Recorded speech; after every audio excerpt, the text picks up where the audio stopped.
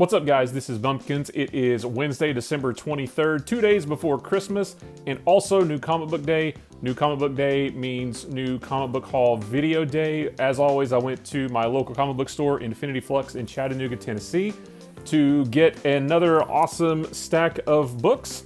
We're just going to go ahead and run through them. I picked up Amazing Spider-Man number 54.LR, I guess is how you say it. Still haven't read any of these. I think I've only read the first issue in this whole run, but that's okay.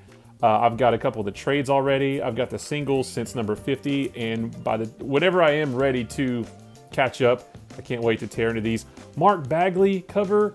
This is my childhood right here. I can't believe it's, like 20, 30 years later, and Mark Bagley's still doing Amazing Spider-Man. That is awesome. I love to see it. Also picked up King in Black number 2. Again, haven't read any King in Black, don't even know what the story's about, but I can't wait to tear into this when I get caught up. I'm trying to get all the King in Black main singles and tie-ins so that I can just have a big stack of them whenever I'm ready to get there, because who knows how long it's going to take for the trades or the omnibus to come out. And then speaking of that, Spider-Woman number 7, a King in Black tie-in. I think I'm going to get the first trade, which I think is the first 6 issues, so if I do that, and then I'll have 7, I may continue with singles from there, but just wanted to have more King in Black stuff. Picked up Maestro number 5, which I do believe is the last issue of this mini-series. I haven't read the first 4, but I do have them, and I can't wait to read them. I loved Maestro back in the day in Hulk Future Imperfect, and I want to read more of this. U.S. Agent number 2. I read the first one, and sure. I mean, it was okay. It didn't really go the story didn't really go anywhere. So I feel like I need to keep reading so that I can figure out what the heck this book is going to be about. I don't know if it's an ongoing or not, or if it's just a mini-series, and I'm sure they're putting it out just because John Walker, U.S. Agent, is going to be in the Falcon and Winter Soldier Disney Plus series, which is awesome. But anyway, I just want to keep reading it to see what the story is even about, because I still don't know. King Size Conan number 1. I still have never read any Conan comics ever, but I do have the first omnibus right over there. I'm looking at it. I really do want to read it. I want to read a lot of Conan comics. This is new today, so I figured maybe this is a good place to start. I don't know. This is basically just a book. It's like an anthology book. There's 5 different stories from 5 different creative teams. I flipped through it. It looks awesome. So I just want to read some Conan stories. So I'll read this, I'll read the omnibus, and who knows what I'll read from there. Moving on to DC, I did pick up Detective Comics number 1033, the Lee Bermejo variant cover. I've got, I think, all the other Lee Bermejo variants, at least from number 1028 on, so I don't know if he's done more before that, but very cool. Again, not even ready to read this, but it's good to have them. Picked up Justice League Dark number 29, cover B, I think. This is Endless Winter Part 7. I still haven't read any of the other Endless Winter titles yet, but once you start, you can't stop. Once you're on that train, you can't get off. So I'm excited to have the next part, and also the next part to that. So Black Adam, Endless Winter Black Adam Special number 1. This is Endless Winter Part 8. At this point, I may just wait till all the Endless Winters are out and then read them all in one fell swoop. One that I'm really looking forward to, Department of Truth number 4. This is a crazy book. I don't know. It's weird. I think it was the last issue I didn't love it as much, or maybe it was one of the 3 issues that's been out so far. I didn't love quite as much as the other ones. But still a really intriguing book. I'm really excited to see where the story goes, into what other crazy conspiracies that they say are real within the context of the story. So that's going to be fun to read. I'm going to read this one later on tonight. And then another one I'm really excited about is The Scumbag number 3. I read number 2, actually not too long ago. It was a little while after it came out that I read it. And this story, man, it's really crazy. I think it's different artists every issue too, which makes it a little bit more interesting. But yeah, it's a really interesting story. I have no idea how certain things are going to play out, so I'm really, really excited to get this one. This is a really fun book. Spawn number 313. Cover A. I still haven't read any Spawn since the 90s, although I do have them all in a stack now that I've gone through my entire comic collection. Videos of that coming soon. I know I keep saying that, it really is coming soon. But I just wanted to get back on the Spawn bandwagon. So here's the next one. Something is Killing the Children, number 13. I still haven't read past the first issue, but I do have the first 2 trades and number 12 over there. And I love the first one, so I can't wait to just tear into this. And I just want to, I want to keep the train going. And then speaking of having number 12 over there, I also have this number 12. So this was really cool. So the fine folks at Infinity Flux actually got some of these in this week's order. And they, as far as I know, they weren't expecting it. So basically what happened is, from what I could figure out, or what I read on Bleeding Cool, which, take it or leave it, but I guess there was a printing error with the first batch of number 12s with about 50,000 copies of the first batch of number 12. I guess there was a, there was a tear in the books, and the tear was in the same place in like 50,000 different issues, which, normally if it's in the same place, that means there's an issue with the actual printer that was pushing these things out. So they actually shipped out a bunch more as replacements. So because Infinity Flux got some more of these that they weren't expecting, they actually gave this to me as a gift, I guess. So that was super cool. I really, really appreciate it. I did look at this cover when I got the regular cover A, number 12. I wasn't quite sure which one to get, so I went with the cover A at the time. But I like the simplicity of this one as well, so I really, really appreciate it. Thank you so much for giving me this one as well. Like I said, I can't wait to tear into the series, and I'm glad that I have this this variant.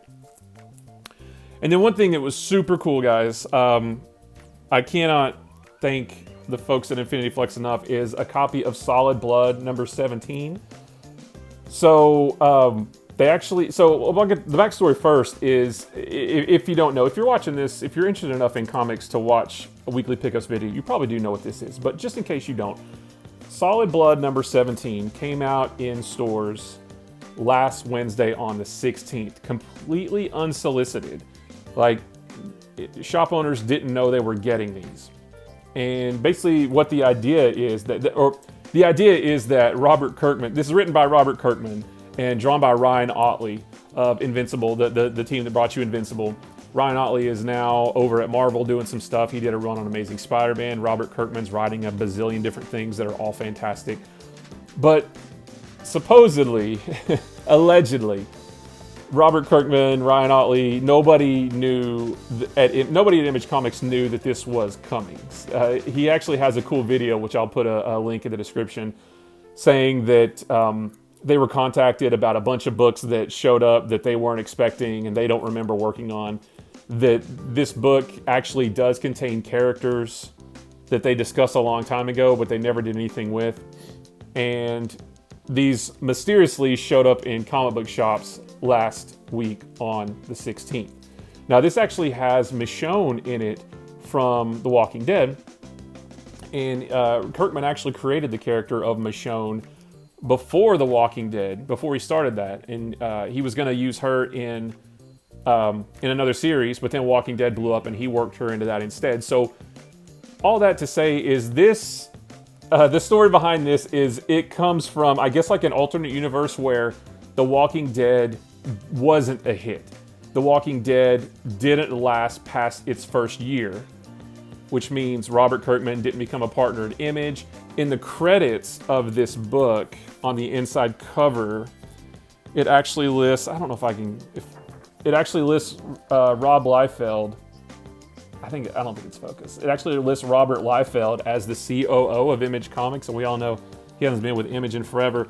So it's basically kind of like something, it's almost like an Elseworlds thing, like you would read in DC Comics, or a What If that you would read in Marvel Comics, but like a real world version of that.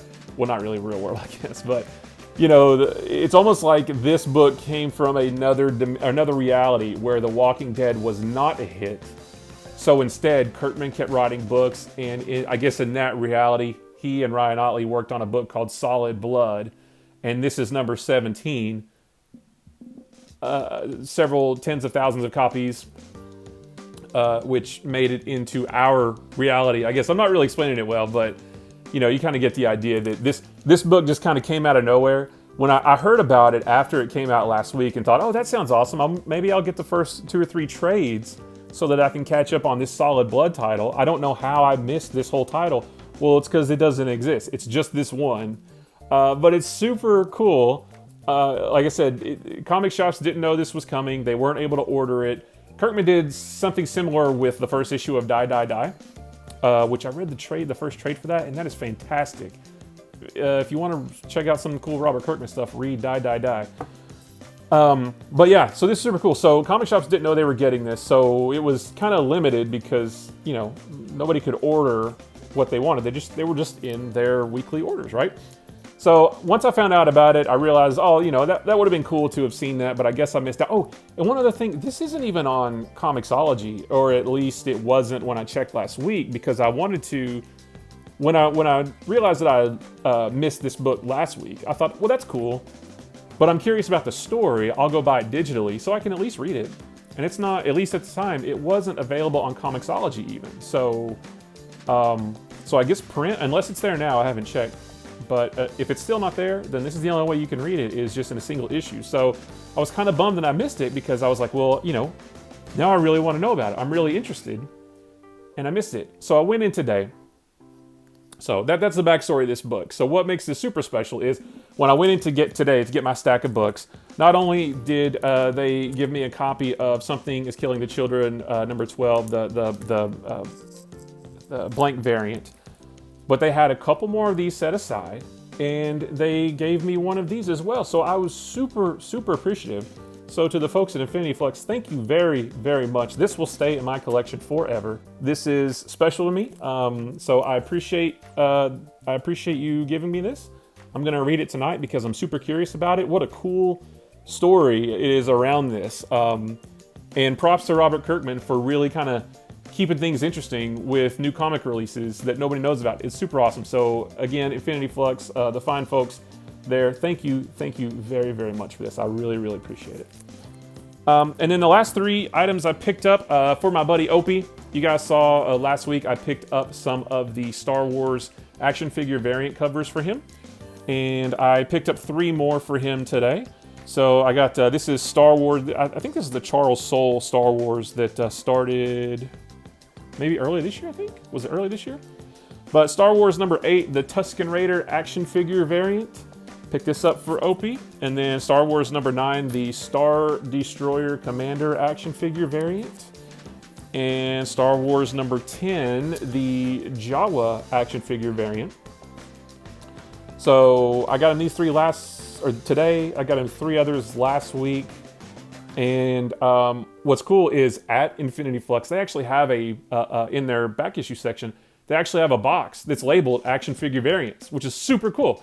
They have a bunch of Marvel ones, some from Secret Wars, Spider-Man, Spider-Gwen, or Spider-Woman. And I really like these, so I'm gonna get some for myself, but they have a bunch of Star Wars too. So I told Opie, every time I go in, every week when I go in, I'm gonna pick him up a few, get him a nice collection of these going, because he's big into Star Wars, and he has done so much to help me get some awesome comics. We still have to figure out how to get them from him to me, but we're gonna figure that out. But he's helped me out a lot, so I really want to get these for him. So these are really cool. So I'll be picking some of these up every week until I basically deplete their supply of these back issues. But I'm happy to fill up Opie's collection of Star Wars books with these awesome covers. Oh, and a couple things that I got that I was really excited about. Not really a stack of books, but Infinity Flux also started selling posters. And they had some cool ones, such cool ones. They have so many cool ones, but I had to get, and this is gonna be hard because I can't stand up because of my cord here, but I'll try to. So they had this awesome, like, Silver Age, I don't even know, this awesome Silver Age Marvel poster. Just, here we go. I'll try to do it like that. Just really cool designs. Iron Man, Thor, Spider-Man Cap, Silver Surfer, Wolverine's over there, and the Hulk. So I had that one that was really cool. And then another one. This one is Portrait, another Silver Age Marvel, but you can kind of see what that looks like too. So they got different panels from different issues. So that's really cool as well. So one of these is probably going to go on this wall right behind me. I actually already have a really awesome Alex Ross Captain America poster in a really nice frame that I was going to put back here. But I think I'm going to do one of these instead. So if you guys have watched any of my Comics Daily weekly videos or followed either of my Comics Daily accounts, either on Twitter or here on Instagram, you know that I've been reading the Silver Age Marvel books for the last 7 months. And they're hit or miss. You know, the Silver Age books aren't super great, at least not all of them. But I love the old school designs. The old school Spider-Man with the small eyes, the classic Iron Man, red and gold armor, all that stuff. I love the look of the Silver Age books, even if the stories aren't always so great. So I was really excited to find these because these are right up my alley. So I'm going to put one back here. That I didn't always intend for this to be a blank space. I intended for there to be like some shelves back here with like my omnibuses, but I can't find any shelves. So that's in. I needed the shelves before I got the poster, so I would know how high to hang it. So needless to say, that's why this wall is blank all the time. It's not always going to be blank. My intention is not to leave it blank. I just don't have the right stuff that I need yet to be able to fill it up and make it look cool. And eventually one day, there's a room behind this wall that I'm working on cleaning out that's going to be my comic room, and that's where I'm going to be doing these videos. So I won't even always be in this spot, but this is the best spot I had for now. So one of these posters is going to go back there, and hopefully by next week that I make one of these. So super cool to get these. Oh, and I got two other posters for the boy for Christmas. And I don't think he watches these videos, but just in case, I'm not going to say what they are. I guess I probably shouldn't have even said that I got him those, but it's okay. So they had a couple cool ones that he's going to love as well. So I got those all wrapped in under the tree or standing beside the tree because they're pretty big. So that was really cool. So another good day at Infinity Flux. New Comic Book Day is always fun, especially 2 days before Christmas. So super fun. So guys, if you like this video or any of the other videos on this channel, maybe hit the subscribe button. If you like this video, give it a thumbs up. If you didn't like this video, give it a sarcastic thumbs up. If nothing else, leave me a comment below. What books did you pick up this week? Did you find any cool finds? Any other comic memorabilia like this? Just anything that you're buying or anything about comics. I love comic books. I could talk about comics with a whole room full of people or with just a camera and nobody else. So it's my favorite thing in the world. So guys, I appreciate you watching. Have a very Merry Christmas, or if you don't celebrate Christmas, Happy Holidays, or whatever you do around this time of year. I hope you have a happy time, safe time. Enjoy time with your friends and family as much as you can while still being safe. Just a great time of year. So I hope everybody has a happy holidays, and I will see you in the next one. Thanks a lot, everybody. Bye-bye.